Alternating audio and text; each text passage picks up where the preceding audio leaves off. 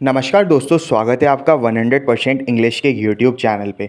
आज हम बात करने वाले हैं एक ऐसे शॉर्ट स्टोरी की जो सिर्फ एक कहानी नहीं बल्कि एक औरत की आवाज़ है, एक सप्रेस्ड वॉइस जो पेट्रियार्की और कंसेंट जैसे मुद्दों को बहुत ही सटल और पावरफुल तरीके से उठाती है। The intrusion by Shashi Deshpande एक शॉर्ट स्टोरी है जो शादी, हनीमून और मैरिटल रेप जैसे सेंसिटिव टॉपिक को टच करती है। शशि देशपांडे अपने बोल्ड और रियलिस्टिक पोर्ट्रेयल के लिए और इस स्टोरी में भी वो एक न्यूली मैरिड वुमेन की ज़ुबानी एक ऐसा सच सामने लाते हैं जिसे अक्सर लोग इग्नोर कर देते हैं कि शादी के बाद भी एक औरत की कंसेंट उतनी ही इम्पॉर्टेंट होती है। चलिए फिर समरी के साथ अपनी वीडियो की शुरुआत करते हैं। कहानी की शुरुआत होती है एक नई दुल्हन के पॉइंट ऑफ व्यू से। उसका नाम नहीं बताया गया, शायद इसलिए क्योंकि वो सिर्फ एक औरत नहीं बल्कि हर उस औरत की रिप्रेजेंटेटिव है जो इस सिचुएशन से गुजरी है। शादी के बाद वो अपने हस्बैंड के साथ हनीमून पर आई है, एक क्वाइट से बीच रिजॉर्ट पे जहाँ सब कुछ बाहर से परफेक्ट लगता है। रिजॉर्ट का सैंड, सी और शांत एनवायरनमेंट सब कुछ हनीमून के लिए आइडियल है, लेकिन अंदर ही अंदर नरेटर का मन बिल्कुल शांत नहीं है। वो अपने हस्बैंड को अभी इतना अच्छे से नहीं जानती। शादी तो हो गई है पर इमोशनल कनेक्शन और कंफर्ट अभी डेवलप नहीं हुआ। इसलिए जब हस्बैंड उसके करीब आता है, इंटीमेट होने की कोशिश करता है, उसके लिए वो क्लोजनेस ऑकवर्ड और अनकंफर्टेबल हो जाती है। वो खुद में थोड़ा डिस्टेंस चाहती है, समुंदर की हवा फील करना चाहती है, रिजॉर्ट की बालकनी में बैठकर कुछ वक्त खुद गुजारना चाहती है। लेकिन उसका हस्बैंड इस गैप को समझ नहीं पाता। उसके जेस्चर्स, उसका टच सब नरेटर के लिए इंट्रूशन जैसा फील होता है। कहानी में एक जगह नरेटर अपने मन में कहती है कि कैसे वो किसी स्ट्रेंजर जैसे आदमी के साथ कैसे इतना इंटीमेट हो सकती है। उसके लिए ये फिज़िकल इंटीमेसी तब तक पॉसिबल नहीं है जब तक इमोशनल बॉन्डिंग नहीं होती। वो चाहती थी कि उसका हस्बैंड उसे समझे, उसे थोड़ा वक्त दे, लेकिन हस्बैंड का परसेप्शन अलग होता है। उसे लगता है कि एक वाइफ का ये फ़र्ज़ है कि वो हर वक्त हस्बैंड के डिज़ायर्स को पूरा करे, चाहे वो तैयार हो या नहीं। और फिर वो रात आती है जो नरेटर कभी नहीं भूल पाती। उसके हस्बैंड ने उसे फिज़िकली इंटीमेट होने पर मजबूर किया। नरेटर के प्रोटेस्ट, उसके नो को इग्नोर कर दिया गया। उसके लिए वो रात एक नाइटमेयर बन गई। उसने एक ऐसे इंसान को अपना सब कुछ दे दिया जिसे वो जानती तक नहीं थी, जिसके साथ वो इमोशनली सेफ फील नहीं करती थी। उसके लिए वो मोमेंट सिर्फ एक इंट्रूजन था, उसके बॉडी, उसके माइंड और उसके सेल्फ रिस्पेक्ट पर। ये सब होने के बाद भी नरेटर कुछ नहीं बोलती। वो अपना दर्द छुपाए रखती है। रिजॉर्ट का खूबसूरत एनवायरनमेंट भी उसे अब कचरा लगता है। जब वो वापस घर लौटती है तो उसके मन में ये इंट्रूजन एक दबे हुए जख्म की तरह रह जाता है।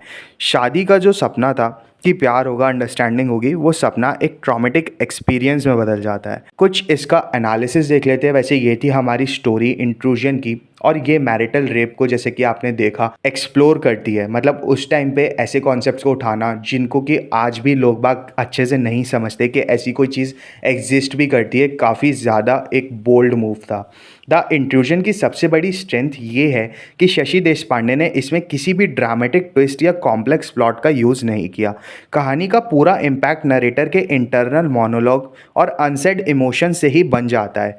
कहानी एक अनकंफर्टेबल साइलेंस क्रिएट करती है जिसमें आपको नरेटर की तकलीफ़, उसका गिल्ट और उसकी हेल्पलेसनेस फील होती है। एक तरफ हस्बैंड को लगता है कि शादी हो गई है तो फिजिकल इंटीमेसी नेचुरल है, उसके लिए ये सिर्फ एक रिचुअल है, एक ड्यूटी जो हनीमून पे पूरी होती है। लेकिन कहानी दिखाती है कि एक औरत के लिए शायद शादी सिर्फ रिचुअल नहीं बल्कि ट्रस्ट और अंडरस्टैंडिंग का रिलेशन है। अगर वो इमोशनल कंसेंट नहीं है तो फिजिकल रिलेशन एक फोर्स बन जाता है। इस स्टोरी में देशपांडे ने एक कैट का सिंबल भी यूज़ किया है।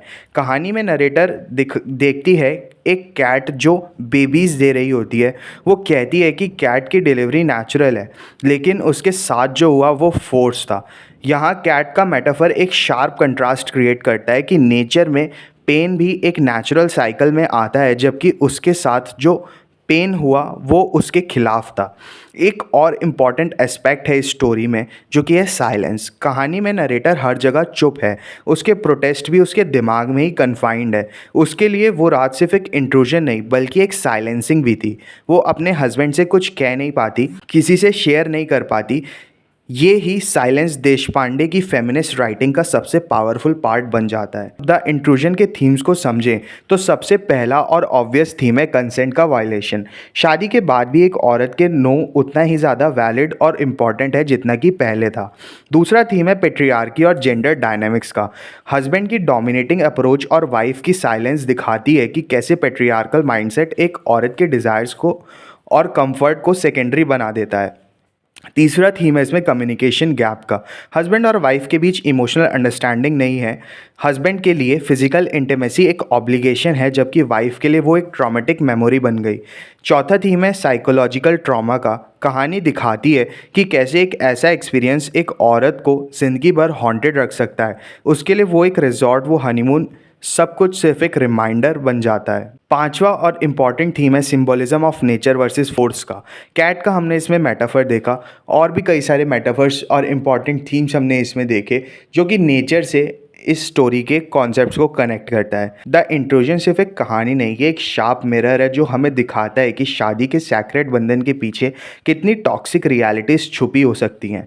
शशि देशपांडे ने स्टोरी में किसी भी हैवी डायलॉग या ड्रामेटिक सीन का सहारा नहीं लिया। एक सिंपल सी नाइट को लेकर उन्होंने कंसेंट, मैरिटल रेप और साइलेंस जैसे टॉपिक्स को कितना ज़्यादा रियल बना दिया। ऐसा ही हमें इनकी कुछ और राइटिंग्स में भी देखने को मिलता है। आज भी कई जगह मैरिटल रेप को क्राइम नहीं माना जाता, और देशपांडे की ये कहानी इस नैरेटिव को तोड़ने की छोटी सी कोशिश करती है, जहाँ एक औरत की आवाज़ उसके मन में कभी दबकर नहीं रहेगी, बल्कि कभी ना कभी किसी ना किसी प्लेटफॉर्म से गूंजेगी। तो कैसी लगी आपको स्टोरी, कमेंट्स में ज़रूर बताएं, और अगर पसंद आई हो वीडियो तो इसको लाइक और शेयर कर दें, और चैनल को सब्सक्राइब कर लें, क्योंकि 100% इंग्लिश चैनल पे आपको मिल जाएगा अपने लिटरेचर से जुड़े हर एक प्रॉब्लम का फुल प्रूफ सोल्यूशन। मिलते हैं फिर अगली वीडियो में, तब तक के लिए happy studying and best of luck for your upcoming examinations.